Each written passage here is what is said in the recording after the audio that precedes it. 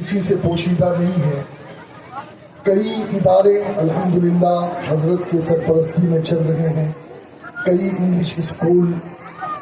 چل رہی ہے، بچیوں کے ادارے چل رہے ہیں، اور اللہ کا ایسا کرم ہے کہ لوگ خانہ کعبہ کو دیکھنے کے لیے ترستے ہیں۔ اللہ نے حضرت کی قسمت اتنی بلند کی کہ خانہ کعبہ کے اندر داخل ہو کر آپ نے نمازیں ادا کی۔ آج انشاءاللہ حضرت کی فکر سے ہم مستفیض ہوں گے۔ اللہ سے دعا ہے کہ اللہ تعالی حضرت کی عمر میں، علم میں، تقوی میں برکتیں عطا فرمائیں، اور حضرت کی باتوں پہ ہم سب کو عمل کرنے کی توفیق عطا فرمائیں۔ آئیں اپنے قائد کا استقبال پرزور اور پرجوش انداز میں نعرہ تکبیر و رسالت کی چھاؤں میں کریں۔ نعرہ تکبیر، نعرہ رسالت، نعرہ حیدری، نعرہ غوثیہ، خواجہ کا ہندوستان، مسلک اعلیٰ حضرت، سنی دعوت اسلامی، امیر سنی دعوت اسلامی۔ آپ کے سامنے امیر سنی دعوت اسلامی۔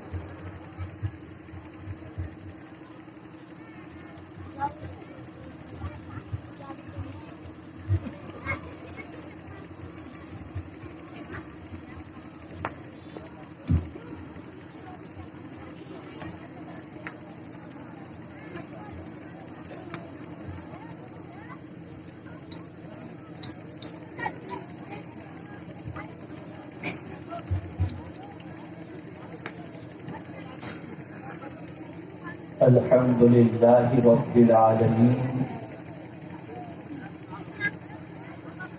والعاقبۃ للمتقین والصلاة والسلام علی سید الانبیاء والمرسلین وعلی آلہ واصحابہ الطیبین الطاہرین، اما بعد، فاعوذ باللہ من الشیطان الرجیم، بسم اللہ الرحمن الرحیم۔ عن ابی امامۃ رضی اللہ تعالی عنہ ان رجلا سأل رسول اللہ صلی اللہ تعالی علیہ وسلم ما الایمان؟ قال رسول اللہ صلی اللہ تعالی علیہ وسلم اذا سرتك حسنتك وساءتك سیئتك فانت مؤمن۔ صدق رسول اللہ صلی اللہ تعالی علیہ وسلم۔ قابل قدر علماء ذوی احترام، حاضرین و حاضرات سنی اجتماع، السلام علیکم ورحمۃ اللہ وبرکاتہ۔ میرے پیارے آقا صلی اللہ تعالی علیہ وسلم کے پیارے دیوانوں، جس حدیث مبارکہ کی تلاوت کا میں نے شرف حاصل کیا، اس سے متعلق کچھ معروضات پیش کرنے سے پہلے آقا کریم رؤوف الرحیم علیہ التحیۃ والتسلیم کی بارگاہ بے کس پناہ میں جس طریقے سے میں پڑھاؤں، عقیدت و محبت میں ڈوب کر اسی طریقے سے درود و سلام کا نذرانہ پیش کریں۔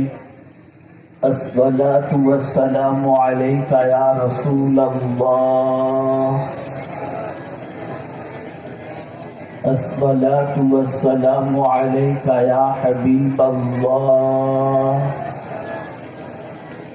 الصلاۃ والسلام علیک یا نبی اللہ، الصلاۃ والسلام علیک یا نور اللہ، وعلی آلک واصحابک یا حبیب اللہ، صلی اللہ تعالی علیہ وسلم۔ میرے پیارے آقا صلی اللہ تعالی علیہ وسلم کے پیارے دیوانوں، سنی دعوت اسلامی کے جتنے بھی اجتماعات ہوتے ہیں، ان اجتماعات کی غرض و غایت یہ ہوتی ہے کہ مسلمانوں کے افکار و نظریات کے اندر مسلمانوں کے خیالات کے اندر ایک انقلاب پیدا کیا جائے اور ان کا تعلق اللہ اور اس کے رسول سے مضبوط کیا جائے۔ اسی کے ساتھ ساتھ سنی دعوت اسلامی کی اجتماع کی غرض و غایت یہ بھی ہوتی ہے کہ جن کی زندگی گناہوں کے اندر گزر رہی ہے انہیں گناہوں کی وادیوں سے نکال کر نیکیوں کی شاہراہ پر گامزن کر دیا جائے تاکہ ان کی دنیا بھی سنور جائے اور ان کی آخرت بھی سنور جائے۔ میں محسوس کر رہا ہوں کہ اس علاقے کے اندر غالباً 19 سال کے بعد میری آمد ہو رہی ہے، لیکن ایک ذہن پر زور دینے کے بعد اگر میں یہ سوچوں تو غلط نہ ہوگا اور کہوں تو غلط نہ ہوگا کہ 19 سال کے باوجود بھی دنیا ترقی کر کے 19 سال میں کہاں سے کہاں پہنچ گئی، لیکن آج بھی یہ علاقہ کوئی خاص ترقی کی شاہراہ پر گامزن نظر نہیں آتا۔ وہی افکار و نظریات، وہی عادات و خصائل، وہی فکر، الا ماشاء اللہ کرے کہ سوچ میں تبدیلی پیدا ہو اور جس طرح دنیا ترقی کی راہ پر گامزن ہے اسی طریقے سے ہمارا یہ علاقہ بھی اور علاقے کے باشندے بھی ترقی کی راہ پر گامزن ہو جائیں۔ میرے پیارے آقا صلی اللہ علیہ وسلم کے پیارے دیوانوں، اگر 19 سال کے اندر ترقی ہوئی ہے تو بس اتنی ترقی ہوئی کہ 19 سال پہلے نہ لڑکوں کے ہاتھ میں موبائل تھا نہ لڑکیوں کے ہاتھ میں، لیکن آج 19 سال کے بعد ننھے سے بچے سے لے کر بوڑھے تک ہر ایک کے ہاتھ میں موبائل نظر آ رہا ہے۔ مجھے یہ نہیں معلوم کہ موبائل میں وہ کیا کرتے ہیں، کیا دیکھتے ہیں، کیا سنتے ہیں اور اپنے اوقات کن کاموں کے اندر خرچ کرتے ہیں۔ میرے پیارے آقا صلی اللہ تعالی علیہ وسلم کے پیارے دیوانوں، میں زیادہ وقت آپ کا لینے کی بجائے آپ کی سوچ کی تھوڑی سی اصلاح کرنا چاہوں گا اور چاہوں گا کہ تھوڑی دیر کے اندر آپ اپنے دل و دماغ کو منور و مجلہ کر کے اٹھیں۔ یقیناً مجھ سے بیشتر جتنے بھی واعظین تشریف لائے، مبلغین تشریف لائے، انہوں نے کچھ نہ کچھ آپ کے ضمیر کے حوالے، کچھ نہ کچھ آپ کے دل کے حوالے انہوں نے باتیں رکھی ہوں گی جو آپ کے لیے کارآمد اور مفید ہوں گی۔ کیا ہی بہتر ہوتا کہ یہ بچے جو سامنے بیٹھے ہوئے ہیں انہیں کوئی چپ کراتا اور انہیں خاموشی سے بیٹھنے کی کوئی تاکید کرتا تاکہ بات اچھی طریقے سے ہو سکے اور مقصد بھی کسی حد تک پورا ہو سکے۔ میرے پیارے آقا صلی اللہ تعالی علیہ وسلم کے پیارے دیوانوں، آقا کریم صلی اللہ تعالی علیہ وسلم کی بارگاہ بے کس پناہ کے حوالے سے حضرت ابی امامہ رضی اللہ تعالیٰ عنہ سے مروی ہے کہ رسول اعظم صلی اللہ علیہ وسلم کے پاس ایک شخص حاضر آئے اور انہوں نے میرے آقا صلی اللہ تعالی علیہ وسلم سے سوال پوچھا، مل ایمان، یا رسول اللہ صلی اللہ تعالی علیہ وسلم ایمان کیا ہے؟ اب تاجدار کائنات صلی اللہ تعالی علیہ وسلم نے ایمان جو بتایا، اس ایمان کو مسلمان اپنی زندگی میں تلاش کرے، مسلمان اپنے افکار و نظریات و خیالات میں تلاش کرے، مسلمان اپنے عادات و اطوار میں تلاش کرے اور اس کے بعد خود ہی فیصلہ کرے کہ جس ایمان کے حوالے سے رسول اعظم نے فرمایا کیا وہ ایمان ہماری زندگی میں موجود ہے، ہمارے دل و دماغ میں اس کا تصور موجود ہے، تو میں یقین کے ساتھ کہہ سکتا ہوں وہ ایمان جو پیغمبر رحمت صلی اللہ علیہ وسلم نے بتایا، آج اس ایمان کو تلاش کیا جائے تو 90% سے زیادہ مسلمانوں میں وہ کمال ایمان، وہ اوصاف ایمان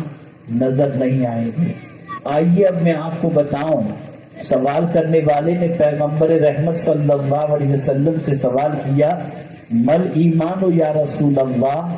ایمان کیا ہے اے اللہ کے رسول صلی اللہ علیہ وسلم؟ تو میرے آقا صلی اللہ علیہ وسلم نے فرمایا، اذا سرت کا حسنۃ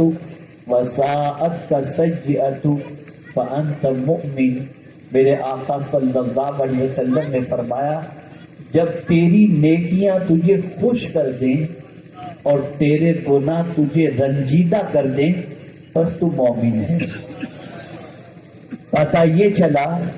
کہ نیکی کر کے خوش ہونا اور گناہ کر کے افسردہ ہونا یہ صاحب ایمان کی علامت ہے، اور جو نیکی کر کے خوش ہوتا ہے اور گناہ کر کے غمگین ہوتا ہے کوئی اسے کچھ بھی کہے، مصطفیٰ جان رحمت کا فتویٰ یہ ہے کہ وہ بندہ مومن ہے. آج دیکھیے میرے پیارے آقا صلی اللہ علیہ وسلم کے پیارے دیوانوں، مسلمانوں میں نیکیوں کا شوق ختم ہو چکا، مسلمانوں میں نیکیوں کا جذبہ ختم ہو چکا، مسلمانوں میں نیکیوں کی لالچ ختم ہو چکی، مسلمانوں کا نیکیوں کی طرف بڑھنا کم ہو چکا، مسلمانوں کے اندر نیکی کا جذبہ کم ہو چکا، مسلمانوں کا اپنے اعمال نامے کو نیکیوں سے بھرنے کا جذبہ ختم ہو چکا. آج اگر ہم دیکھیں تو ایک زمانہ یہ تھا کہ مسلمان نیکی کر کے خوش ہوتا تھا،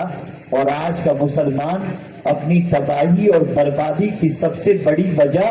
معاذ اللہ یہ تصور کرتا ہے کہ میں مسلمان ہوں اس لیے میں تباہ ہوں. العیاذ باللہ. اے رسول اعظم صلی اللہ علیہ وسلم کے دیوانوں،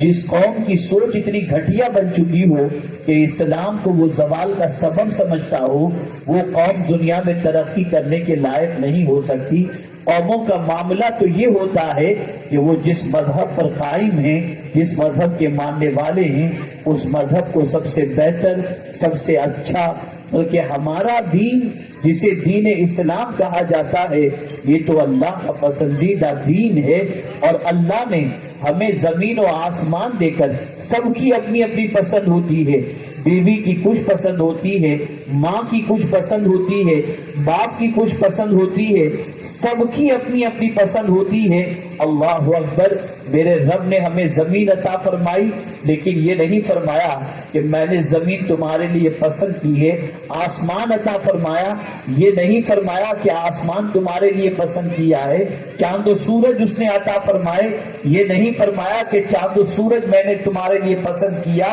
لیکن جب پروردگار دین اسلام کی بات کرتا ہے تو فرماتا ہے رضیت لکم الاسلام دینا، تمہارے لیے میں نے اسلام کو پسند کر لیا دین کی حیثیت سے. پتہ یہ چلا دین اسلام اللہ کا پسندیدہ ہے. میرے پیارے آقا صلی اللہ تعالی علیہ وسلم کے پیارے دیوانوں، یہ بات ذہن کے اندر محفوظ کر لیں. پروردگار جل جلالہ کے بندے، مومن بندوں کی شان یہ ہوا کرتی ہے وہ نیکیوں سے منہ نہیں چڑایا کرتے، نیکیوں سے منہ نہیں چھپایا کرتے، نیکیوں سے منہ نہیں چرایا کرتے، بلکہ وہ نیکیوں کے عادی بنتے ہیں، نیکیوں کے سلسلے میں آگے بڑھنے کی کوشش کرتے ہیں. آج سلام ہی کو لے لیجئے، سلام کتنی بڑی نیکی ہے. اگر آپ کسی کو السلام علیکم کہتے ہیں اور پھر ورحمۃ اللہ وبرکاتہ کہتے ہیں تو آپ کے نامہ اعمال کے اندر 30 نیکیاں لکھ دی جاتی ہیں. آقا کریم صلی اللہ علیہ وسلم کی عادات